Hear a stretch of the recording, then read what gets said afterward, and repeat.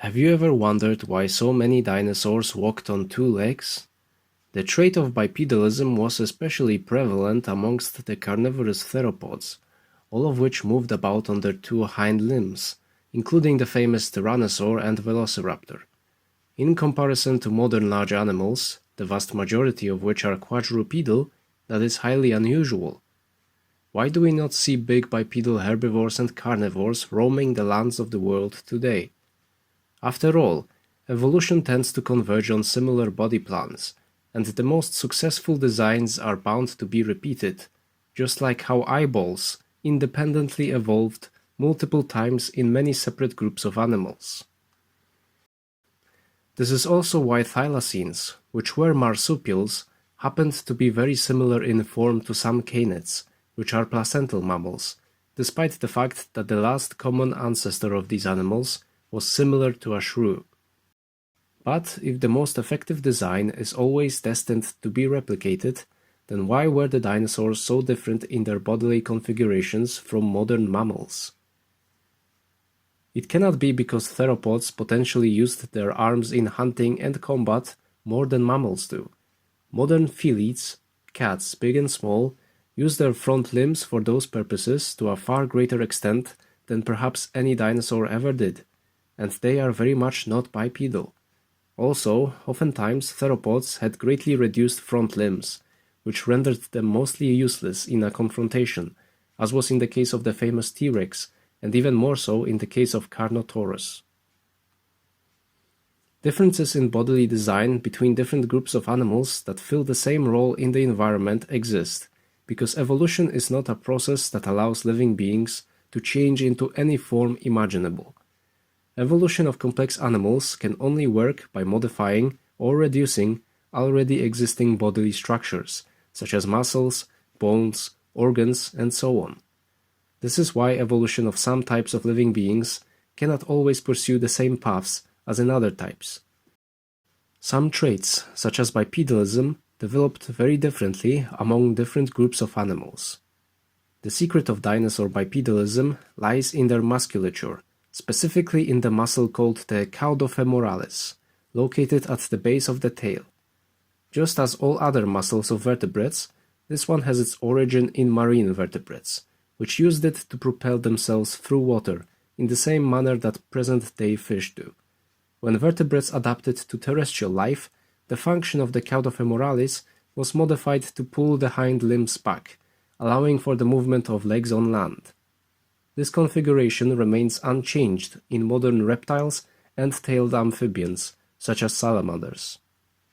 The caudofemoralis has the effect of making the hind limbs of terrestrial animals disproportionately stronger than the front limbs, which is the reason why many lizards, such as the frill-necked lizard or the shovel-snouted lizard, will rise up onto their hind legs and run bipedally when in need of achieving the greatest possible speed.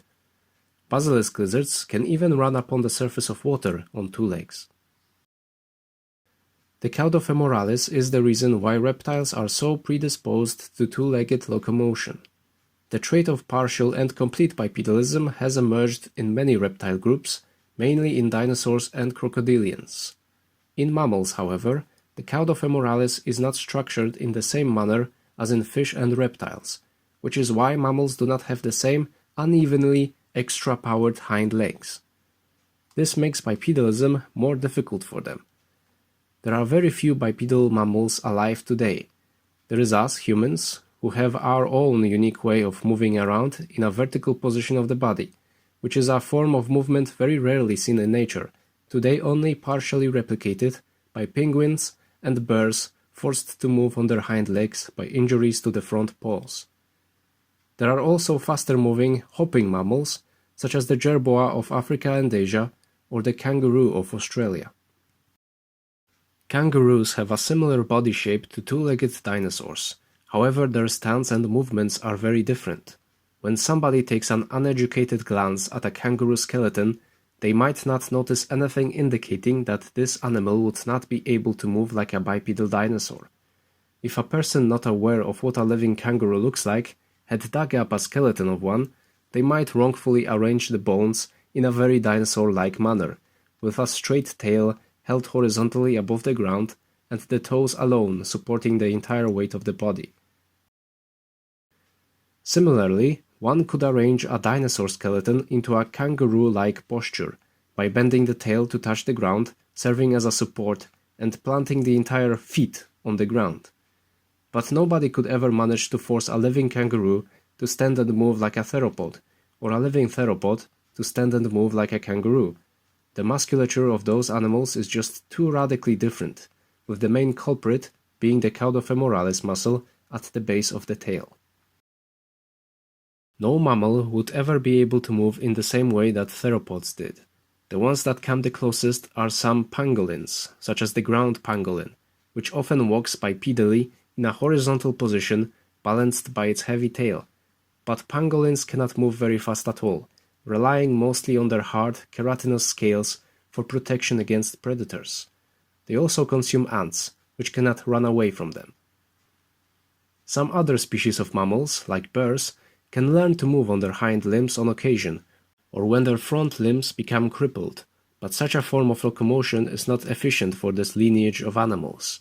No mammalian group has ever managed to go back to that lost configuration of old vertebrate tail musculature.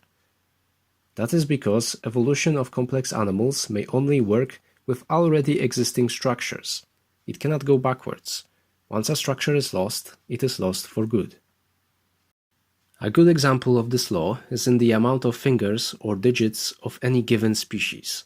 The first vertebrates to adapt to terrestrial locomotion eventually ended up with 5 digits on all 4 of their limbs, reducing the many fin bones that their aquatic ancestors possessed.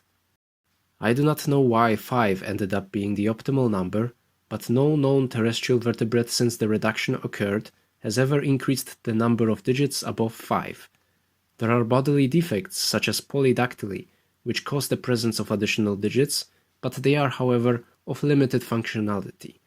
The mere presence of fingers is not enough, since they require a complex net of nerves, tendons and muscles of the forearm in order to be able to move properly, which is absent in polydactylous animals.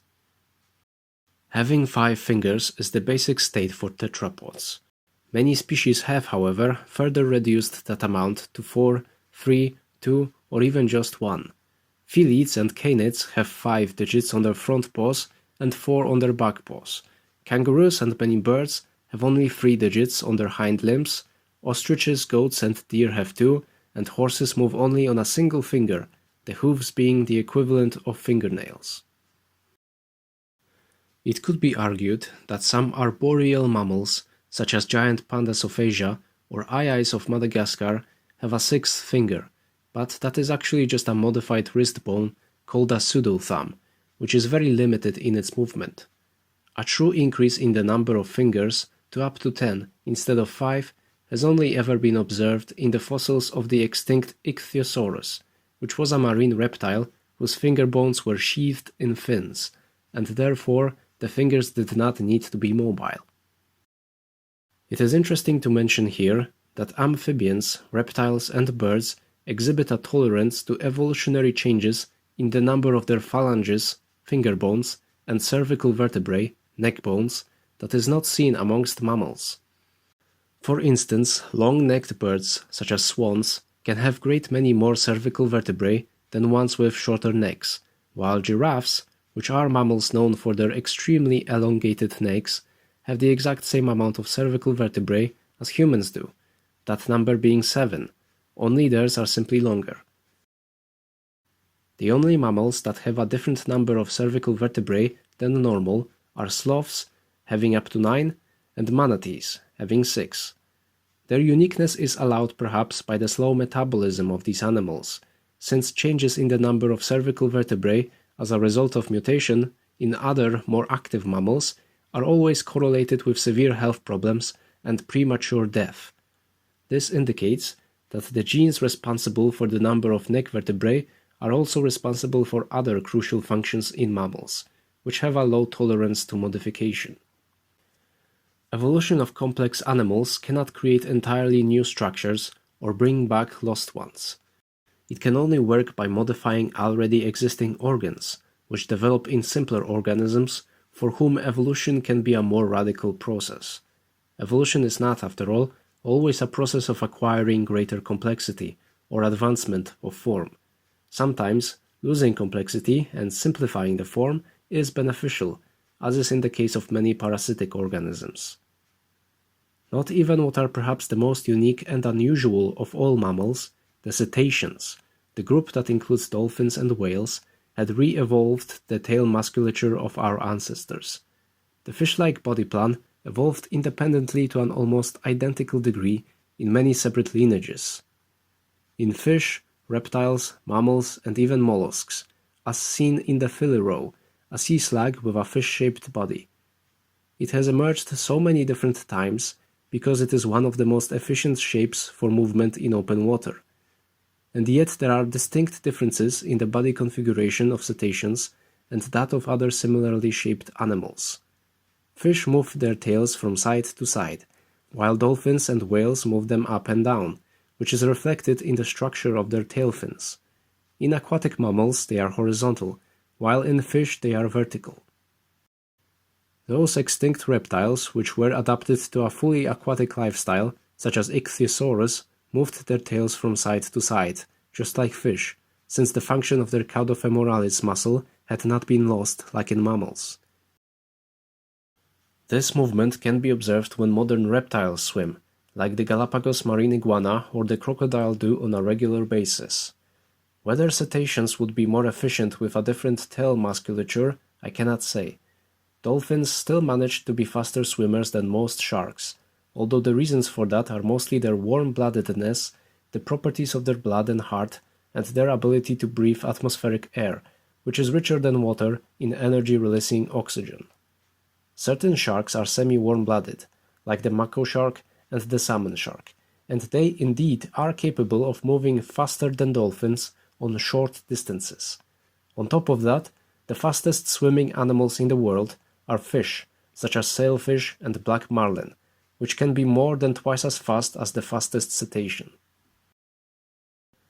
Evolution shaped different creatures in different ways because it is not capable of working backwards, and it works much faster by losing traits than by developing new ones, even if they were to resemble old traits which were lost somewhere along genealogical history. That is why no mammalian group has ever gone back or could ever go back to the old configuration of the caudofemoralis musculature, no matter what environment they might find themselves in. Birds, despite descending from dinosaurs, also lack the caudofemoralis structure, but because they evolved as bipedal creatures, descendant from bipedal creatures, they have found ways to stay proficient at that form of movement. Ostriches, for example, can run faster than all modern terrestrial carnivores, other than the cheetah, and despite this, they still manage to be one of the very few animals that could beat a human in a marathon, thanks to the spring-like quality of the sinews in their legs. Some sources state that mammals lost the hind leg powering function of their caudofemoralis as an adaptation to life in burrows, into which they were forced during the reign of dinosaurs. With reduced musculature of the hindquarters, tails could become smaller and less rigid, which made it easier to move around in tight underground tunnels. Burrowing reptiles such as worm lizards adapt a different strategy, streamlining their bodies by getting rid of one pair or even all limbs. However, did you know that therapsids, the ancestors of mammals, were the dominant group of terrestrial animals during the Permian period, before the age of dinosaurs? I find that infinitely fascinating. Most people who are not interested in paleontology have the false idea that mammals somehow appeared out of seemingly nowhere after dinosaurs went extinct, but in fact their ancestors ruled the earth before the dinosaurs, and they were large animals, with complex interactions between the many species of herbivores and predators among them.